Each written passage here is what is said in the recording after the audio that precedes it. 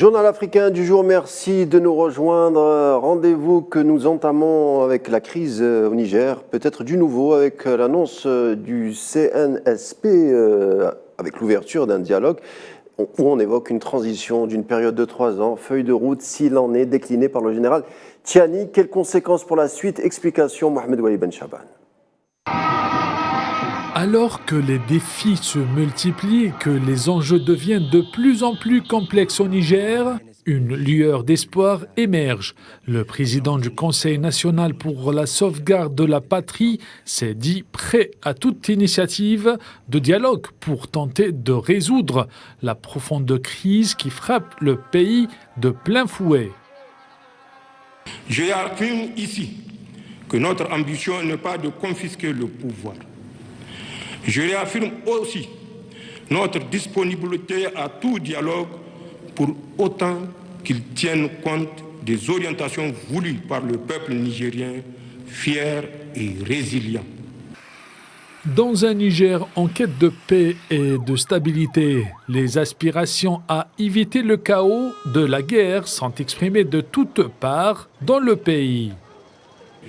Si une agression devait être entreprise contre nous, elle ne sera pas la promenade de santé à laquelle certains croient. En effet, ils trouveront face à eux 26 millions de Nigériens.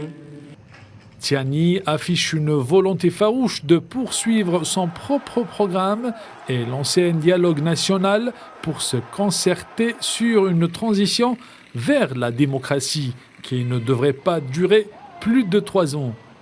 Définir les principes fondamentaux devant régir notre transition. 2. À définir la priorité de la transition dont la durée ne saurait aller au-delà de 3 ans. 3. À définir les priorités nationales durant la transition. 4. À appeler les valeurs fondamentales devant guider la refondation de la République. Les différences ne peuvent être résolues que par la voie de dialogue et la diplomatie pour le rétablissement de l'ordre constitutionnel. C'est ce qu'a d'ailleurs plaidé l'Algérie depuis le coup d'État qui avait renversé le président élu Mohamed Bazoum. On ne connaît pas encore la réaction de la CEDEAO face aux déclarations du général Tiani, mais la rue nigérienne semble acquiescer grandement, comme ces manifestations cet après-midi à Niamey. En voici quelques brefs témoignages.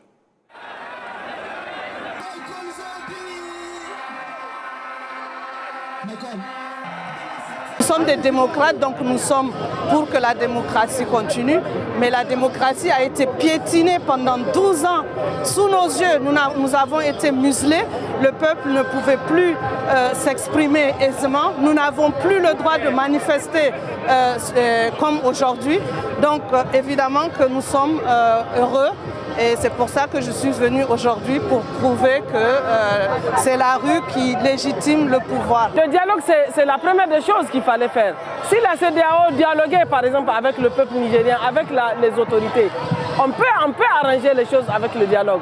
Mais on ne peut pas nous imposer, on ne peut pas nous amener à l'asphyxie et demander encore le dialogue. Il faut que la CEDEAO revoie sa position d'abord. Nous faisons partie intégrante de la CEDEAO parce que nous faisons partie des pays membres de la CEDEAO, fondateurs de la CEDEAO avec le président Kounté. Donc aujourd'hui, on ne peut pas venir, un pays africain doit attaquer un pays africain pour tuer des Africains. C'est lamentable. Et puis le scénario d'une guerre au Niger, si celui-ci devenait réalité, impacterait grandement la zone sahélienne, une large région déjà qui a du mal à canaliser la menace des groupes armés. Sofiane Baroudi. La situation au Niger continue de charrier beaucoup de tensions, d'incertitudes et de préoccupations relatives à une potentielle intervention militaire qui ferait basculer la région dans l'inconnu. Dans un moment critique, alors que le gouvernement de transition a annoncé un cap de 3 ans, et que le président du CNSP a affirmé sa disponibilité au dialogue, pendant que la mobilisation populaire ne faiblit pas à Niamey, face aux menaces bellicistes brandies par la CEDEAO et à l'ombre des sanctions auxquelles est confronté le Niger, déjà très impacté par une situation économique des plus précaires. Des voix appelant à la sagesse continue de s'élever, faisant prévaloir le maintien du cap des négociations politiques afin de parvenir au rétablissement pacifique de l'ordre constitutionnel dans le cadre d'un processus démocratique. C'est le cas de l'Algérie, fermement opposée à toute velléité d'intervention militaire qui pourrait faire basculer la région déjà fragilisée par le fléau terroriste et la pauvreté endémique dans des lendemains d'instabilité et de déchirement. Alger, à travers un communiqué du ministère des Affaires étrangères, a exprimé son profond regret relatif au fait que le recours à la violence ait pris le pas sur une solution politique négociée à un moment où l'intervention militaire se précise dans ce pays frère et voisin. Alger a mis en garde contre les conséquences incalculables du recours à la violence et a appelé à la raison et à la sagesse qui recommande de faire prévaloir d'une manière prioritaire l'issue politique, privilégiant la négociation et le dialogue comme solution de sortie de crise. En effet, les voies pacifiques, incarnées par un processus politique, sont encore possibles et les chemins y conduisant subsistent toujours. Pour rappel, des clivages profonds marquent le paysage politique alors que certains pays de la sous-région ne cachent plus leur volonté belliciste. Bamako et Ouagadougou, pour leur part, font montre d'une solidarité active avec Niamey et se disent prêts à en découdre en cas d'agression, ce qui menace d'un conflit régional lourd de menaces et de périls et de conséquences désastreuses sur tout le continent. Pour rappel, la région est déjà fragilisée, notamment la zone des 3 frontières, fortement impactée par l'action des groupes terroristes qui constituent un défi urgent à relever dans l'optique de la restauration de la sécurité et de la stabilité. Le basculement dans la violence risquera de compromettre tout horizon de sortie de crise et de dynamiser l'action du terrorisme et du crime organisé qui affectent déjà gravement les objectifs de développement nécessaires pour assouvir le besoin urgent de paix et de stabilité que les peuples de la région appellent de leurs vœux.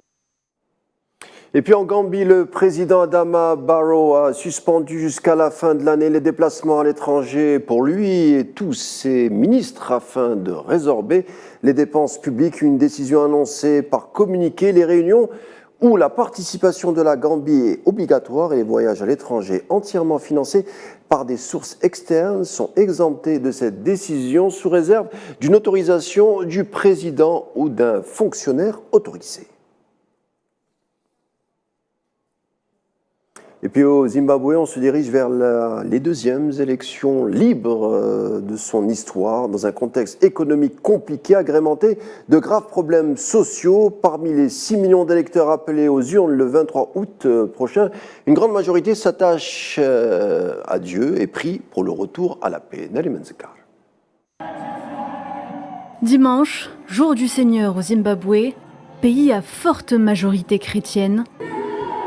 Les habitants se rendent à l'église pour prier pour la paix, alors que les élections générales approchent dans ce pays d'Afrique australe. C'est également le cas de Milton Maori, un fidèle de la cathédrale Mbare Gospel Fire, dont le leader de l'opposition, Nelson Chamisa, faisait partie.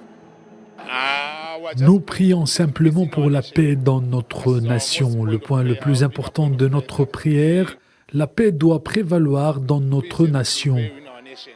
C'est dans un climat marqué par les tensions, les problèmes sociaux et une importante crise économique que plus de 6 millions d'électeurs sont appelés aux urnes pour élire leur président, leur parlement, ainsi que leurs conseillers locaux. Les 2 principaux candidats sont les mêmes que lors des élections de 2018, à savoir le président sortant Emmerson Mnangagwa et Nelson Chamisa, un avocat et pasteur de 45 ans qui dirige le plus grand parti d'opposition du pays. De nombreux analystes s'attendent à ce que le scrutin se déroule dans un climat agité, tant en raison des craintes de répression et de fraude que des niveaux de plus en plus élevés d'hyperinflation, de pauvreté et de chômage. On ne sera pas à l'abri tant que la pauvreté n'aura pas disparu, car la pauvreté est l'un des fléaux qui affectent notre peuple, non seulement en Afrique, mais aussi ici, à Mbare. Nous avons besoin de plus d'emplois. C'est ce dont nous avons besoin, d'emplois.